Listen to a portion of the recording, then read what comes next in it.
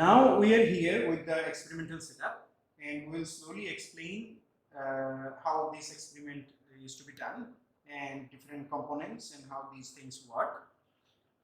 First, as we earlier showed you, this is the cell, this is the part which supplies the power to operate this cell, and also it measures the output, which we'll see one after another. So this is the cell. I'll break down into different parts. So what this cell has is, so earlier it is like this. So it has these three main components, and in these components, this is the cell where we put the liquid here. So inside this we put the liquid, and this part is attached to this the two different scales. One is called linear scale, one is called circular scale. We'll come to that. And this part is dipped into the liquid like this, and then through in this part, in this cell, there is this small hole through which we have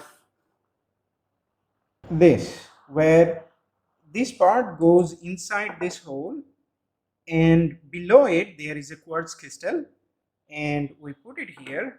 So there is this tip, and in that tip attached to this cell, when quartz crystal inside this device, when that vibrates, this tip oscillates, and that oscillation travels through the liquid which is there inside the cell, and from the liquid, as the wave is traveling, as we put it inside here, so the wave gets reflected from this tip and then goes down back again. So that's the setup. So we have it here. So that's our cell, and this power generator is producing this the current through which this the quartz crystal is being made to oscillate at a particular frequency, and that frequency in this case it is 2 megahertz. So the wave, sound wave, ultrasound wave, travels from below. There is this cell containing the liquid, then there is this another surface which is here, this surface.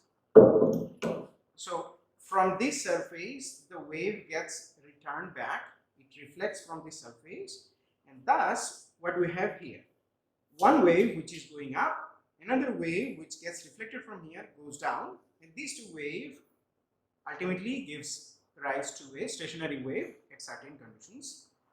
And this way we can use this setup to find out what are the positions inside the cell for which, what are the positions of these surfaces for which we have a stationary wave, and where are the nodes and antinodes of that stationary wave. So in this experiment, ultimately what we do, there is a wave, ultrasound, getting produced, then it gets reflected from the surface, a stationary wave is produced, then we try to find out the positions of the nodes and antinodes of that stationary wave. Okay? So what are the nodes and antinodes of a stationary wave? So a stationary wave is formed by two different traveling waves, one moving opposite to the another, in opposite direction to the another, and at the node within this stationary wave, the amplitude is minimum, amplitude of the oscillation of the medium, in this case it's the liquid, and at antinode the amplitude of the movement of the medium, particle of the medium, is maximum. So antinode and node, and so how do we do that? So this device is attached here, and then to move this one up and down we use this screw here, and this screw is attached with two different scales. One is this linear scale, another is this circular scale, and as we move this screw up or down, accordingly this surface moves ups and down, and how much we have moved this surface can be measured from these two scales. Now let's say this position, the position of this surface corresponds to a node, and then we would record the position from here, from these two scales, and then we'll keep moving. This one means the surface, and we'll take to another antinode, we'll take the reading, and then we'll take to another node, we'll take the reading, then we'll take to another node, we'll do the reading, and so forth, right? So how do we know where are the nodes and where are the antinodes? So this can be understood from here. So this is the part where this device comes into use. So here you see this is connected to this ultrasound.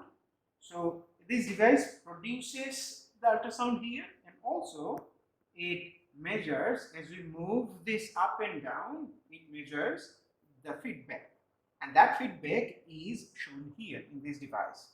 So right now it's switched on, ultrasound is being produced, and there is a liquid inside, and it's at a particular position. Maybe for this position it is not at antinode, not at node, it's somewhere in between.